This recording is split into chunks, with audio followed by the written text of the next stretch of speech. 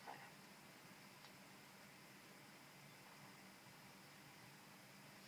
Bakit ganito? Iba yung shape niya. Ah, okay. Ganun. Nako. Dito na po. Hindi, pwede rin yun. Iba yung shape. Itong babae na to. Parang lucky dress ko yan. Ito yun? Pili ko bagay kasi sa yung cover. Oo, yung color. Kasi yung puti. Parang dalawang pants lang ata doon. Ako rin, kasi diba nakalagay doon, dalawang pants. Dalawa? Ay, isa lang pala. Isang pants. Ah, isang favorite pants. Best favorite kanta. Oh my God. Ito yung suit ko lang yung ganito. Dami. Pag mahaba, yung gaganyan to. Wow. Pants. Ay, may pink pala akong dami. Ang dami. Yan, sinusuot lang. Oo nga. Kasi hindi niya na nakikita yung iba. Oo. Tagun. Sa dami. Tigay mo yan. Grabe, ang Ay! dami maong na Jesus! short. Ganito. Ganito. Eh, kung saan do, okay lang, no? Pero mas Ay, maganda wait. yung Oo. gitna. Gitna. Wait lang. Wala na. Wala na. Oh, punta shirts. Ganito. Yan. Ganito. Tingnan mo. Yan. Yan. Sabi mo pag gano'n, hanggang doon sa may collar. Tapos ito, ano na. Ganun sa kabila. Yung taray, diba? Oo. Tapos gitna. Taas. Bongga. Galing. Parang Yay! sa ano, sa stores. Ang gagawin mo yan pag mahaba. Eh, dahil ito kanina maliit lang. So, isang fold Kung lang. yung may ikli. So, Tingnan mo, ang cute oh. black pa, ang ganda. Parang hilig mo yan, mga ganyan. Gusto ko black. Ay, same. Black or white. Kaso ayaw padala ng black na siya. Bakit? Yan, kung gantong may ikli, isang fold Ah, lang. Pag gano'n. Cute oh. Nasuot ka na naman. Kita ko. Yan, suotin mo to next time. Oo, ang ganda nito. Cute kaya. Balik ka data ko. Hindi ko alam kung alin yung harap likod. Ito harap po kasi bonda at siya lang. Ito eh. Outing. Hindi, pagka may ikli, Isang fold lang. yun. Ah. Tak, ganun.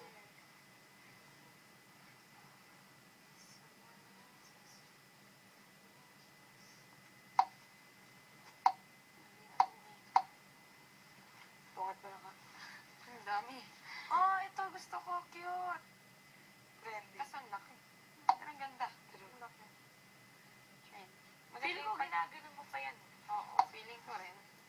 Oo, Ang dami mo pink ko. correct. Oh, ang cute niya. Ang ganda. True. Pag ako na ganito, mukha akong buntis. Ako din. Blue. Ako din. Siya Ako sa din. ano? Oo, sa boobs. Ito may boobs. Pero hindi mo. Hindi alam mo kasi payat talaga eh. Kita. Ito rin, ganda. Oh. Wala. Dala ko pala yan. Ilang weeks na tayo nandito, be? Ito, pag ganito, pwede mo i-fold lang ng gano'n.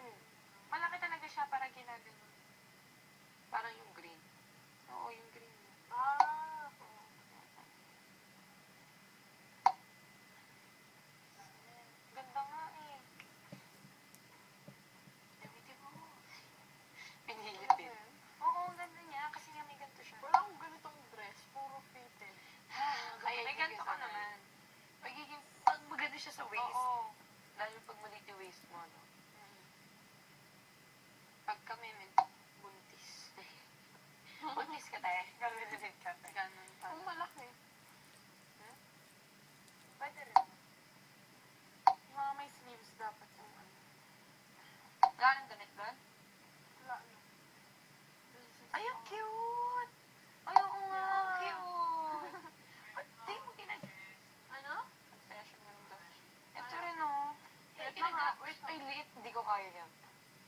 I Yan can't. yung suot ko sa... Okay. Liit. Wait lang. Yeah. You don't have to. And then, what else? Dito sa living room lang. Kumakain ng chichita. Pick up Yes. the if something is on the floor, pick it up.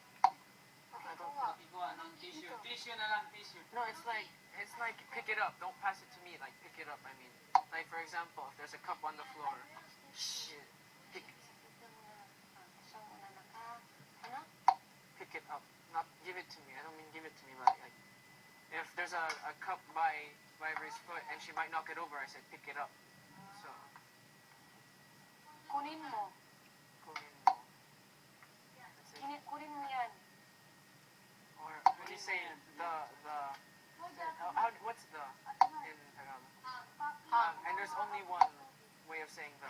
Because in some languages there are like three ways of saying the. In German it's der, die, das.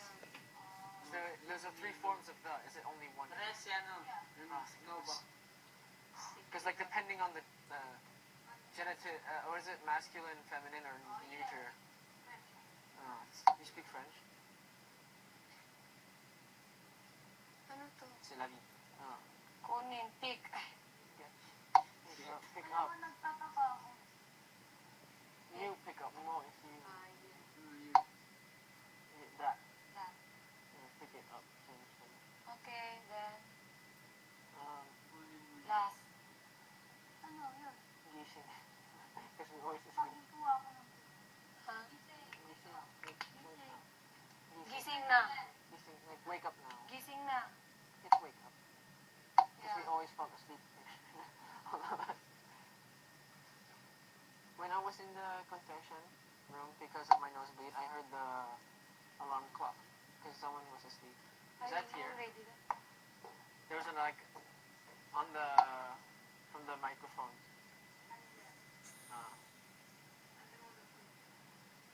Gising na, gising na. Gising na means gising. It's supposed to be in English. Ay! Yo! Oh, What is English? wake up now. Yeah. Gising na ngayon. Okay. Wake up, just wake up. Teacher. Okay. Dito ako magbabasa ako dito ang dito book. I'm going to pakikuha ng unang pass me the pillow. Kunin mo yan and pick it up. Oh wait, pick it up please. Please, thank you. Like, please. Pakikunin. Pakikuha. Pakikuha.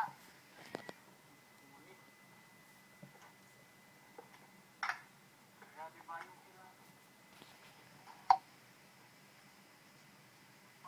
But doesn't that mean give it to me? Like pass me? Yeah, no, I don't mean that, but like if I say pakikuha, it means like give it to me, right? Or pass it to me. Like pakikuha ako ng tubig means pass me the water.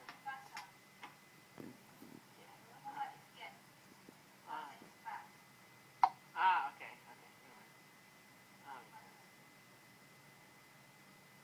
Pwede kindly pick it up. Or please pick it up. Kindly is really Polite. old-fashioned too. Okay. What is this? Okay. Three more, because these are short. Okay. 5 more, and then during the day I will read it, and then tomorrow in the morning you ask me. You just write, you erase the English, and then I will Okay. translate.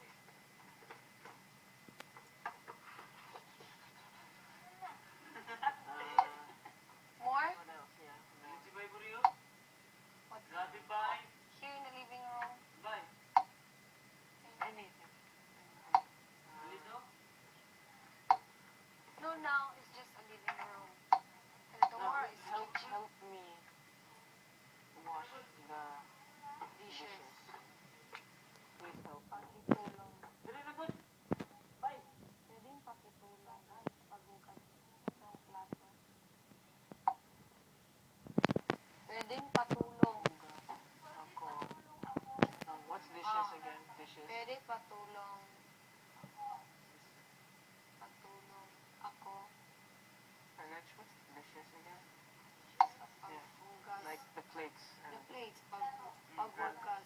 no, I mean like help me wash the dishes. Bugas ako. What's dishes? Maghuhugas ako sa... No, what's dishes? Dirty dishes. Aisan taught me like what I said to you when you were washing. Maghuhugas ako ng pinggan.